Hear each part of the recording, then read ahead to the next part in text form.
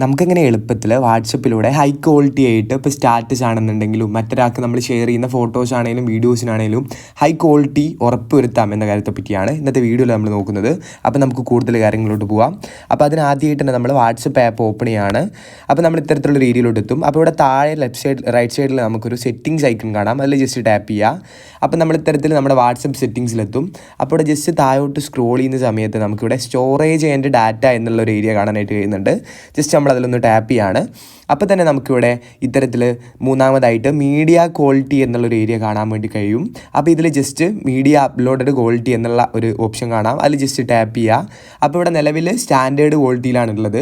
അപ്പോൾ ഇത് നമ്മൾ HD ക്വാളിറ്റിയിലോട്ട് മാറ്റുന്ന സമയത്ത് നമുക്കിവിടെ കൃത്യമായിട്ട് HD ആയിട്ട് തന്നെ ഫോട്ടോസും വീഡിയോസൊക്കെ അപ്ലോഡ് ചെയ്യാനായിട്ട് കഴിയുന്നതാണ് നമ്മൾ മനസ്സിലാക്കേണ്ടതായിട്ടുണ്ട്.